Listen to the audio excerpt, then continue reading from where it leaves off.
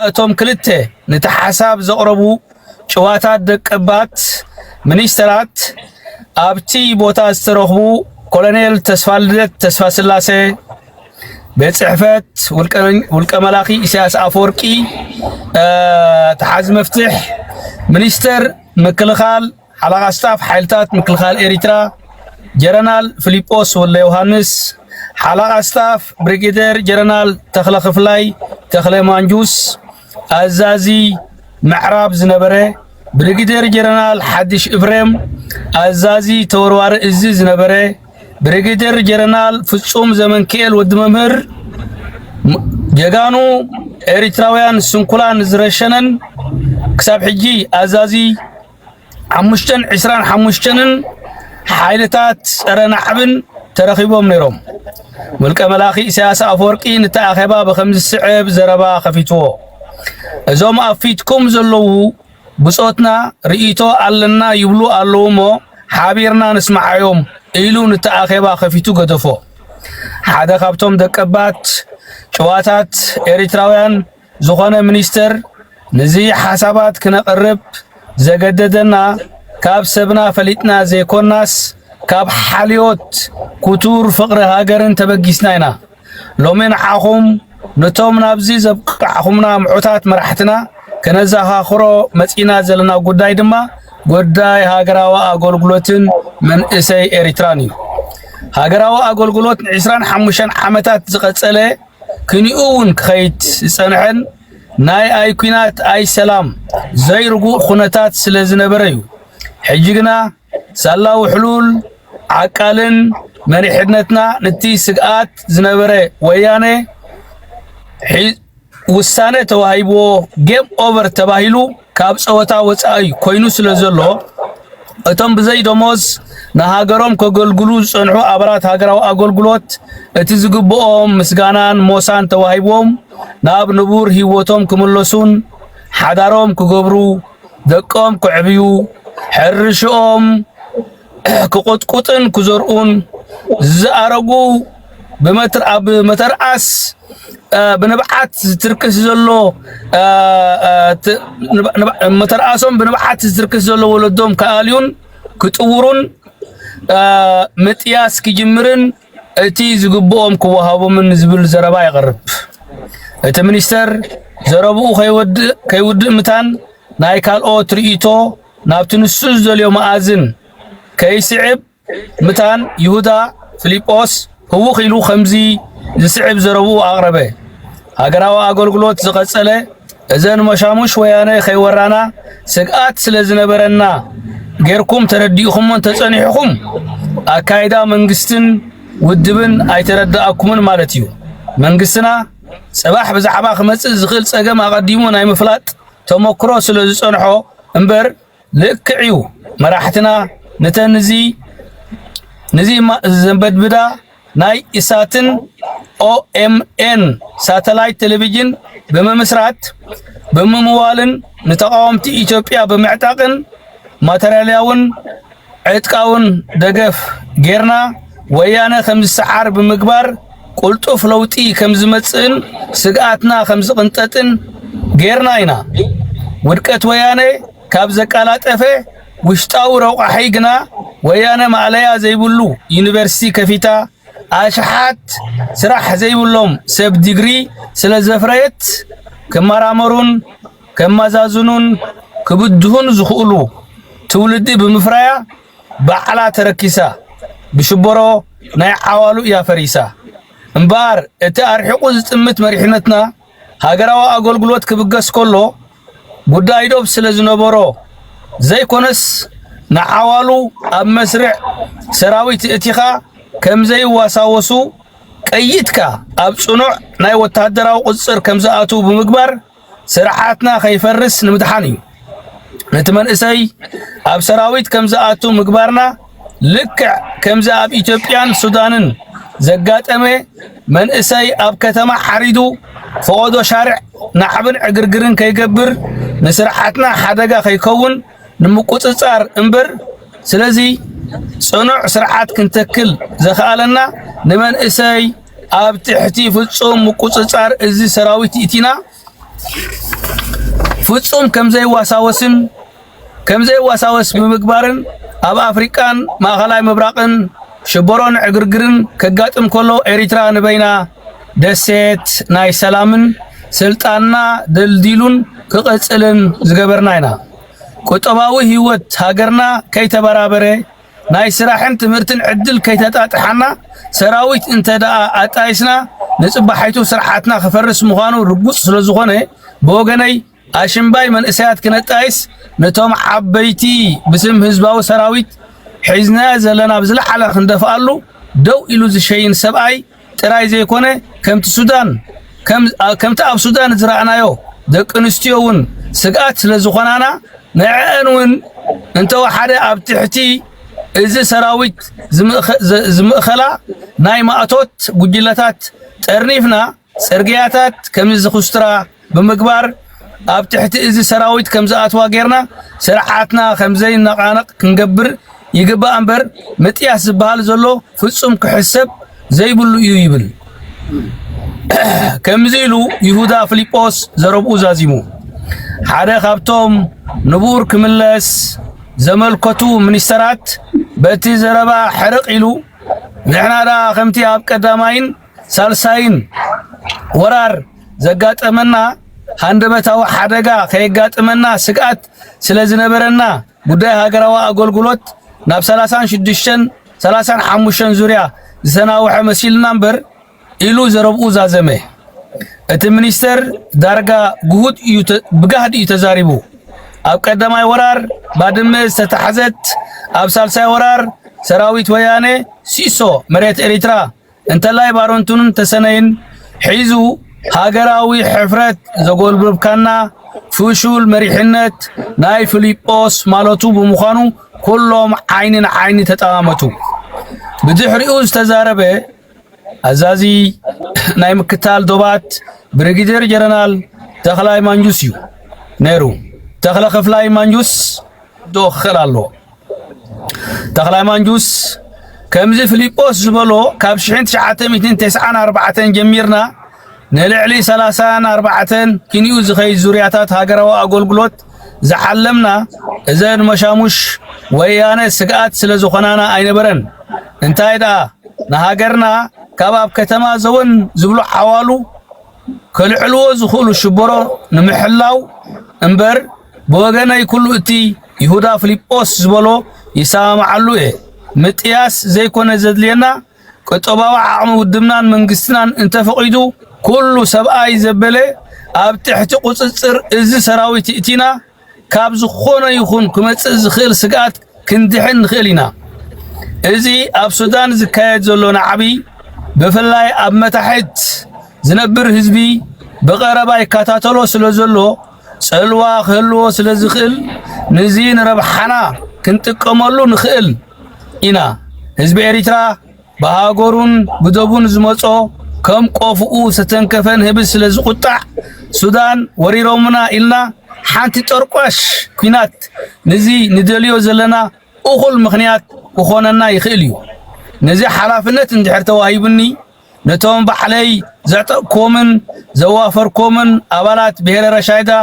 እሱድ አልሑራ ሕዳረብን ናባና ከም ዝትኩሱ ብምግባር ነቲ ተዋስኦ ክሰርሖ ቀሊል እዩ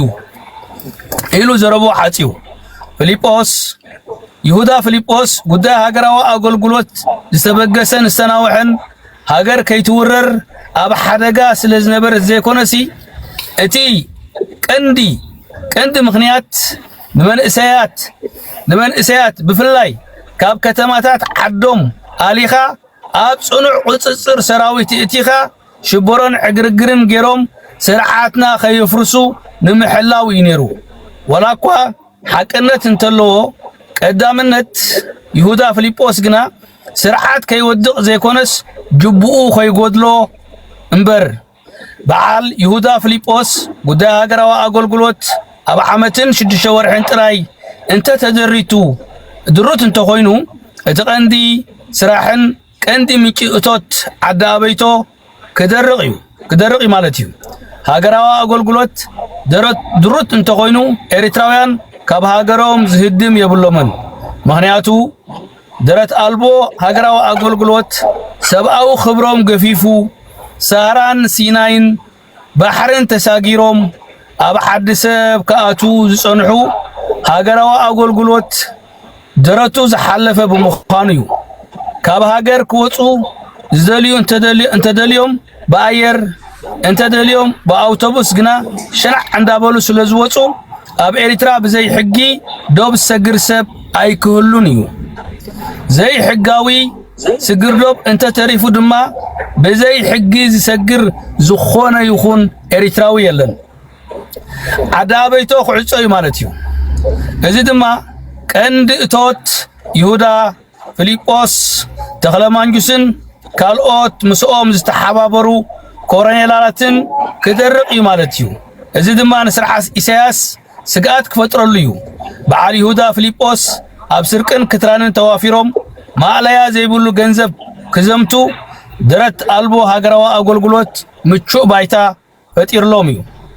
هاجروا أقولقلوت دروت كوينو مالت دما نابجوبا يهودا فيليبوس زاتو جنزب يلن مالتيو إذا دما لكي خمتي نكريستوس بيهودا زقات أمو نملك ملاك جبنيا إسياس أفوركي بيهودا فيليبوسن تغلمانجوسن كالوت كورنيلاتن كاب سلطانو كعلو سلازخونه زقاتم يقاتم زقو وسد زوز توسد سبمتي وسدو يهودا قبوخ قبرن سلطان ناي ولك ملاخ حلون سلازخونه جبنيا إسياس أفوركي بحميلو يزاربني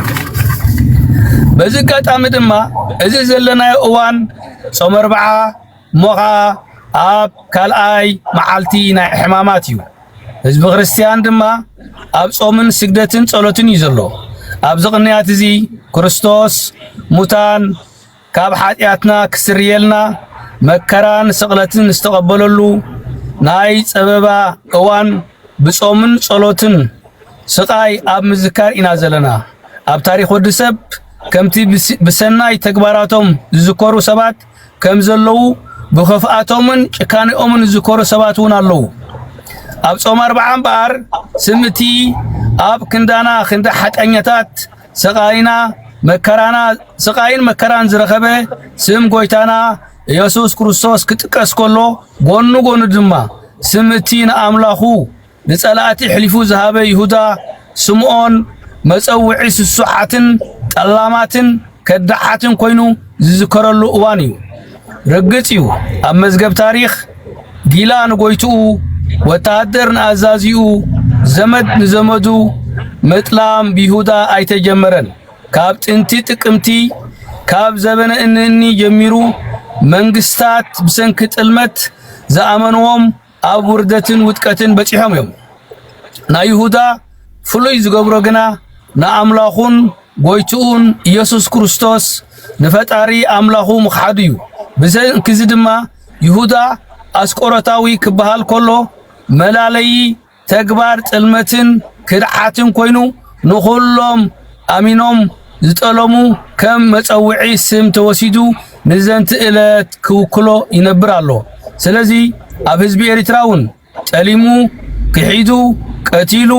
ዓሚጹ ዝነብር ዘሎ ሓለቓ ስታፍ ሓይልታት ምክልኻል ኤርትራ ፊልጶስ ወለ ዮሐንስ ይሁዳ ዝብል ሽም ንውሉድ ወለዶ ክቕጽል ኣብ ርእሲኡ ምዃኑ ክፈልጥ ኣለዎ ቅዱስ መጽሓፍ ከም ዝነግረና ይሁዳ ንልዑል ክብርን ንጽድቅን ክኸውን ሓደ ካብ 12 ደቂ መዛሙርቱ ክኸውን ዝተመርጸ እዩ ነይሩ እቲ ብክርስቶስ ከም ሓደ ካብ ደቂ መዛሙርቱ ክኸውን ዝተመርጸን ተሓዚ ገንዘብ ኮይኑ ኣብ ጉዳይ ገንዘብ ገባር ሓዳግ ክኸውን ዝተመዘዘ ይሁዳ ግና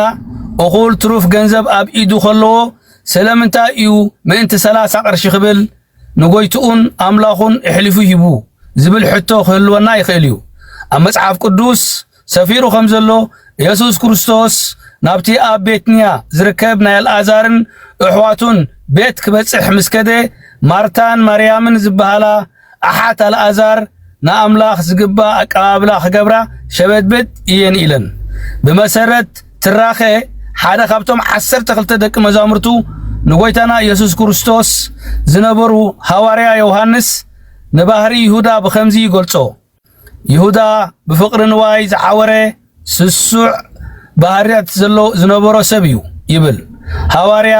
ዮሐንስ ብዛዕባ ስስዐ ይሁዳ ከገልጽ ከሎ ኢየሱስ ናብ ቤት አልዓዛርን አሓቱን ምስአተወ ማርያም ሓፍቲ አልዓዛር ክቡር ዝኾነ ናርዶስ ጮና ጌራ ንእግሪ ክርስቶስ ለኸየቶ ወዮ ወይ ደሪዛቶ ነበረት እቲ ሽቶ ናርዶስ ኣዝዩ ክቡር ነበረ ይሁዳ ንዚ ምስረአ ከምዚ ስዕብ ተቃውሞ ኣቕረበ እዚ ልዕሊ 300 ዲናር ዘውፅእ ኣዝዩ ክቡር ጮና ናርዶስ ተሰይጡ ንድኻታት ተዝወሃብ መሓሸ እምበር ኣብ እግሪ ጎይታና ክርስቶስ ክልካ ኣይነበሮን ኢሉ ተቃዊሙ ዋጋ ናይቲ ጮና 10 ዕስቢ ናይቲ ይሁዳ ንክርስቶስ ዝሸጠሉ ዋጋ ብምዃኑ ኣዝዩ ብሉጹን ክቡርን ሽቶ እዩ ነይሩ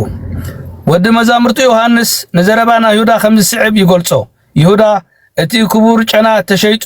ንድኻታት ክወሃብ ነይርዎ ኢሉ ዝተቃወመ ስለ ድኻታት ሓልዩ ዘይኮነስ ተሓዚ ገንዘብ ብምንባሩ ካብቲ ዝሕዞ ዝነበረ ገንዘብ ሰሰሪቑ ማዕረ መሬት ይገዝእ ስለ ዝነበረ ኣታዊታት ስርቂ ከይጎድሎ ብምሕሳብ እምበር ካልኦት ደቂ መዛሙርቱ ቅዱሳዊ ጽሑፋት ተኸልኪሎም ክኸዱ ከለዉ ይሁዳ ግና ዓቃቢ ንዋይ ብምዃኑ ገንዘቡ ኣብ ሳንጣ ተሰኪሙ ዝጓዓዝ ነይሩ ካብቲ ክሕዞ ብእምነትን ሓደራን ዝተዋሃቦ ገንዘብ ድማ ሰሰሪቑ መሬትን ንብረትን ይገዝእ ስለ ዝነበረ ስጋዕ ለይቲ ሎሚ ኣብ ምድሪ እስራኤል ናይ ደምን ክሕደትን መሬት ዝበሃል ይሁዳ ዝሰረቆ ዝገዝኦ ቦታ ኣሎ እቲ ቦታ መርገምን ክሕደትን ብምዃኑ እኽሊ ተዘሪኡ ስለ ዘይበቕሎ ሕጂ ከም መቃብር ኮይኑ የገልግል ኣሎ ካብ ምሒር ፍቅሪ ንዋይ ድማ እቲ ኣብ ማሕፈድኡ ብዙሕ ገንዘብ ዝሕዝ ዝነበረ ይሁዳ ካብ ምሒር ስሱዕ መንፈስ ንኣምላኹ ብዘይጠቅም ገንዘብ ብ30 ቅርሺ ሕሊፉ ሂብዎ በዚ ድማ እቲ ስሙ ከም ካልኦት ደቂ መዛሙርቲ ኣሕዋቱ ኣብ ገነት ሰማይ ኣትዩ ዘለዓለማዊ ህይወት ክረክብ ተጸዊዑ ዝነበረ ይሁዳ ኣስቆረታዊ ስሙ መጸውዕ ጽልመትን ክሕደትን ኮይኑ ነፍሱ ብሓውን ዲኖን ኣብ ጤርጦስ ገሃነብሳት በዘይ ዕረፍቲ ይቅጽል ኣሎ ስለዚ ሓላቓ ስታፍ ሓይልታት ምክልኻል ኤሪትራ ይሁዳ ፊልጶስ ወልደ ዮሐንስ እዚ ዕጫዚ ዝጽበዮ ዘሎ ማለት እዩ ተግባራት ናይ ሓላቓ ስታፍ ሓይልታት ምክልኻል ኤሪትራ ይሁዳ ፊልጶስ ካብ ተግባራት ይሁዳ ዝፍላ ኣይኮነን ፊልጶስ ናብዚ ሕጂ ሒዝዎ ዘሎ ስልጣን ከብጽሖ ዝገበረ ምስኪን ህዝቢ ኤርትራ ዝጸለመ እዩ ይሁዳ ፊልጶስ ወላ እኳ ህዝብን መሬትን ኤርትራ ብሰንኪ ሕምቀቱ ኣብ ስዕረትን ውርደትን ስለ ዘውደቆ ክርፈትን ክእሰርን እንተነበረ ሳላ ውልቀ መላኺ ኢሳያስ ዘይግብኦ ስልጣን ሒዙ ዓዲ ኣበይቶ ዝበሃል ፋብሪካ እሱራት ከፊቱ ማእላያ ዘይብሉ ሚልዮናት ይግሕጥ በምህላው ወላ እኳ እቲ ስርዓት እንተተኣልየ ንሱውን ሙስኡ ዝእለ እንተኾነ ካብቲ ካብ ዓዲ ኣበይቶ ዝረኸቦ ገንዘብ ንላዕሊ ዝህቦ እንተረኸበ ልክዕ ከም ይሁዳ ንጎይትኡ ውልቀ መላኺ ኢሳያስ ኣፈወርቂ ይሕሊፉ ክህቦ ምዃኑ ተግባራት ይሁዳ ኣብነት እዩ ይሁዳ ፊልጶስ ዝመርሖም ብልሽዋት ኮሎኔላት ኤሪትራ ሃገራዊ ኣገልግሎት ጉድቡን መወዳእታን ዘይብሉ ብምዃኑ እቲ ሰራዊት ከም ዕሱብ ሰራዊት መሰሉን ግቡኡን ኣብ ትሕቲ ሕጊ ዘይኮነ ኣብ ትሕቲ እቲ ናይ ነፍስ ወከፍ ሓላፊ ብምዃኑ ነቲ ሰራዊት ከም ባርያን ጊላን ብምሓዝ ኣብ ትሕቲ ፍጹም ጭቆናን ግላይነትን ከም ዝነብር ብምግባር ሓፂሉ ሃገሩ ገዲፉ ንስደት ምፁ ሕጉሳት እዮም ይሁዳ ፊልጶስ እቶም ብብልሽውና ዝተማራስሑ ኮሎኔላትን ምስ ምንዋዕ ሃገራዊ ኣገልግሎት ኣብ ስግርዶብ ካብ ሰገርትን ኣስገርትን ዝረኽቦ ገንዘብ ማዕለያ ዘይብሉ ብምዃኑ እንተደኣ ሃገራዊ ኣገልግሎት ኣብ ሓደ ዓመትን 6 ወርሕን ተደሪቱ ረብሖኦም ስለ ዝትንከፍ እቲ ስርዓት ኣብ ውሽጢ 6 ወርሒ ክወድቕ ስለ ዝኽእል ገበነኛ ውልቀ መላኺ ኢሳያስ ኣፈወርቂ ካብ ንኣዘዝቲ ሰራዊት ዘቐይምን ስልጣኑ ኣብ ሓደጋ ዘውድቕን ዝበዝሐ ህዝቢ ኤርትራ ኣብ ትሕቲ ኣርዑት ሃገራዊ ኣገልግሎትን ህዝባዊ ሰራዊትን እናተሳቀየ መንእሰይ ኤርትራ ንስደትን ክርተትን ውርደትን እንተተቃልዐ ዝግድሾ ይኮነን درت ألبو هجروا أقولقلوت نإسياسن نتوم كورنيلاتن جنرالاتن نتي أب سلطان كسنح